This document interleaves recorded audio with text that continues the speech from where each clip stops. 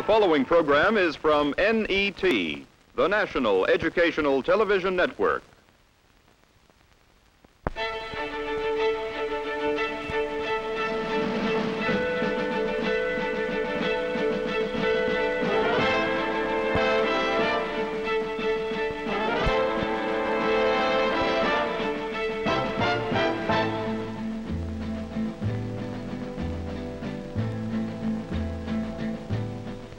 We find it hard to America.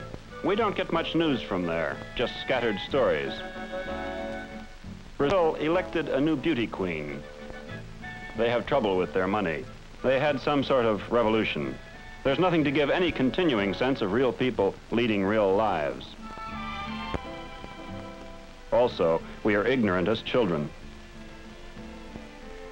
Try these facts.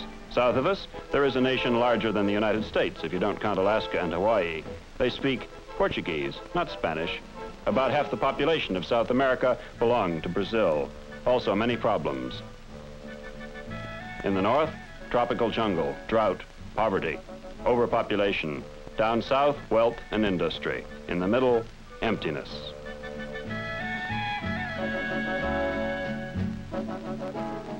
And yet, out of all of this, there is emerging an underdeveloped nation at the point of takeoff in its development, where the struggle begins toward progress without external assistance.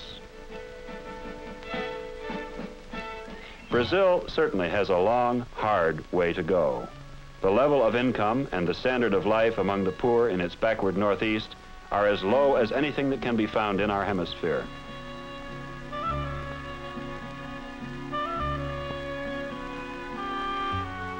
Their misery is morally disturbing and politically dangerous. For a time, the voice of the communist rang louder and louder there, and his hand was raised to inhibit United States efforts to bring help to these troubled people.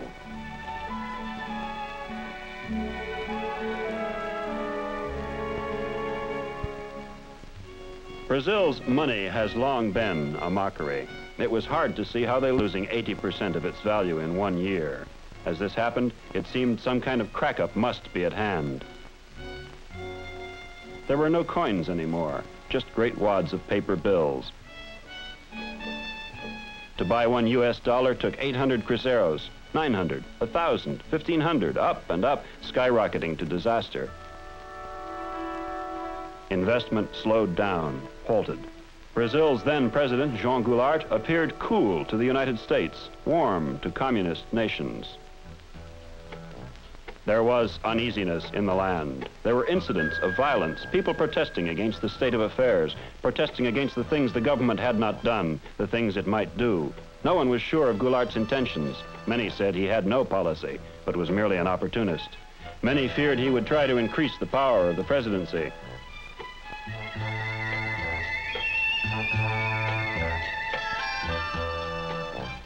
He was wooing the enlisted men of the armed forces.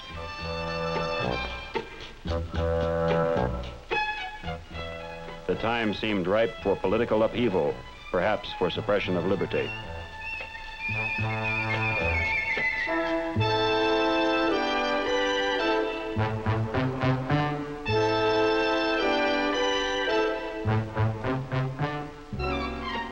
And then, in March 1964, political upheaval did come. First one Brazilian state, and then portions of the army announced they would no longer be ruled by the government of Goulart.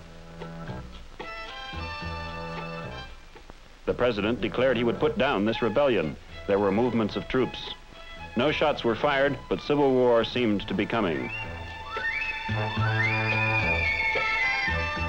And then the tension was lifted. The armed forces had all moved to the side of revolution. Goulart had fled the country. Some state governors were deposed. Many people, avowed communists and others, were put in jail. There had been no resistance, no bloodshed. The Congress elected a general, Humberto Castelo Branco, as president. The new government promised sweeping reforms. They said glorious times were coming. In Brazil, there was rejoicing. The United States Department of State manifested deep satisfaction over the change. But where exactly did the revolution take Brazil? United States Ambassador Lincoln Gordon was on the scene. Did the revolution solve any problems? Well, the revolution really was something which averted a disaster and created new opportunities. It in itself, of course, provided no solutions. Now, the problems that the government inherited after the revolution are enormous, were enormous. There were some short-term problems which were a direct inheritance of the previous rather chaotic situation. Maladministration, corruption, a rate of inflation which reached 120% a year during the early months of 1964, problems of that kind. And on top of those were all longer-range problems, which problems arising from the rapid population increase, the need for modernization in agriculture, which in general is a very low productivity in Brazil, very backward, especially in the northern part of the country. The needs for the buildings of road and power, needs for modernization of education, needs for health, needs for growth and improvement in all respects, longer run problems. These two put on top of each other in a climate which politically is still, I wouldn't say tense, but a complex one, leave a great deal to be done. There is so much to be done that it is difficult to calculate how far Brazil has come along the road to self-sufficiency. Brazil still ranks as an underdeveloped nation, which is another way of saying one that depends on other nations for its well-being. The standard way to stay underdeveloped is to let your economy remain one of the gathering and exporting of raw materials. In that way, it is guaranteed that you will be forever at the mercy of the international markets, and guaranteed that no matter how many good times there are, booms will always be followed by busts. And the men who yesterday were busy loading coffee or sugar or bananas or hides or minerals will tomorrow be standing around idle, waiting for conditions to improve.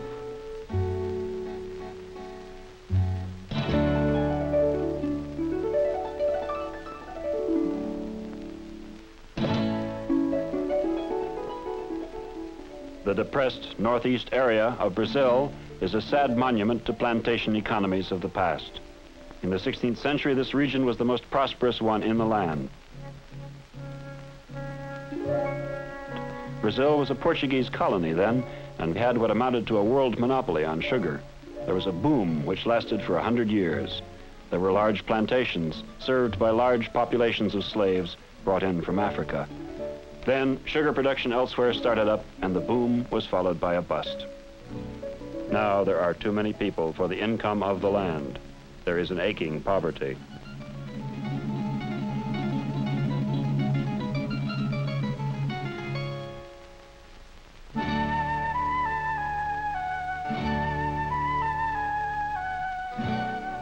As in the colonial days, a few people monopolize large holdings of land.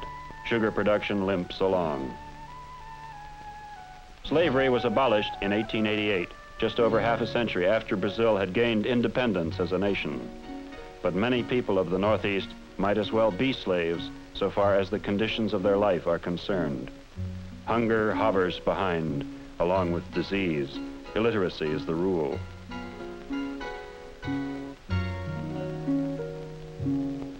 Before the revolution, the communists attracted the greatest notice here by protesting against this misery. Now that they have been silenced, the voice of the church emerges, putting pressure on the government and pressure on the big landowners for economic and social reforms. The landowners wait to see what the government may do. And the misery remains, shouting for change. Change will likely come, for these people are determined to climb. They no longer accept oppression as an inescapable fact of life, like rain or the blistering sun.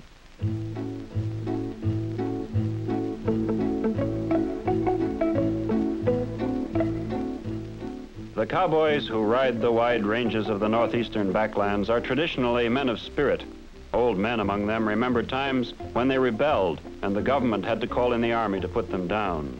It was not clear what they were rebelling against, except that it had something to do with the townspeople having all the money and the cowboy having no money, no land, nothing.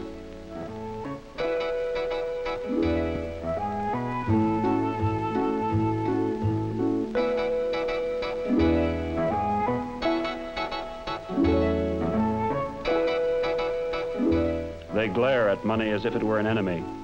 And well they might, for as matters stand right now, money is just that. Consider those wads of bills. What are they worth?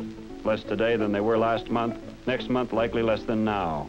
So if you have money, the best thing to do is get rid of it as fast as you can. Not in a bank with inflation cutting into it all the time. No, you have to buy something. And one of the best ways to salt away your money is to buy land. This creates another category of land shortage.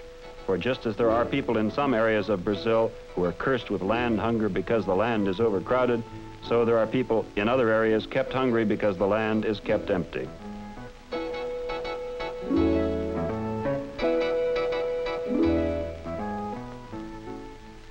In northeastern Brazil, a new kind of attack on the land problem is being mounted. Groups of peasants are helped by United States advisors to form agricultural cooperatives. They learn how each farmer can be an independent owner but can share the help or the tools of the rest where this is more useful. The United States is offering Latin America many kinds of help under the aid program called the Alliance for Progress. Some of this help is financial, but the main idea is that Latin countries should do most of the work and that aid should serve as pump primer, helping to stimulate reforms.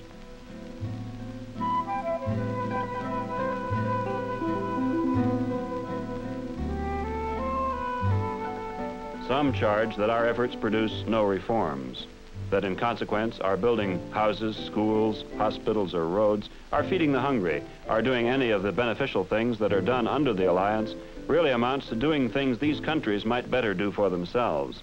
In short, that aid brings no change.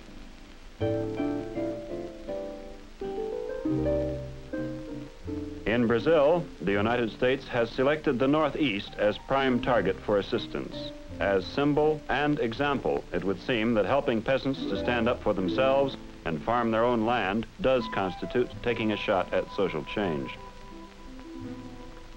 With so much to be done, individual efforts tend to look small and unavailing. Geraldo Daneman is a banker in the northeastern state of Bahia.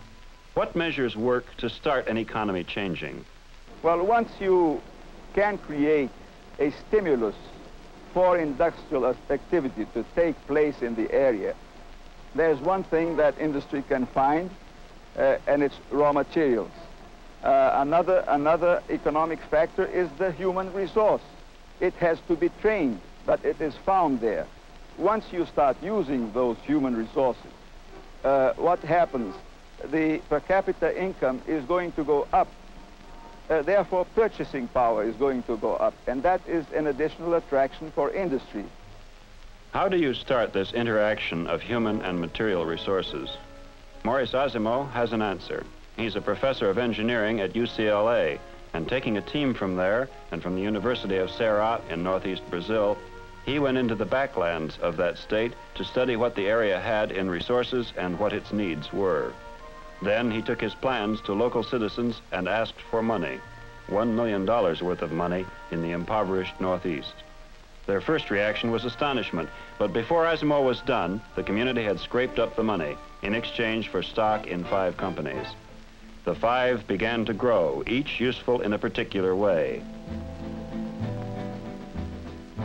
A radio plant, for example, was a good idea because the radio is a vital source of information and entertainment in the far country. The thing to bear in mind is that these are all legitimate businesses, with Brazilian boards of directors financed by local investment. Like many new enterprises, the radio plant had to take on new workers and train them. The assembly line is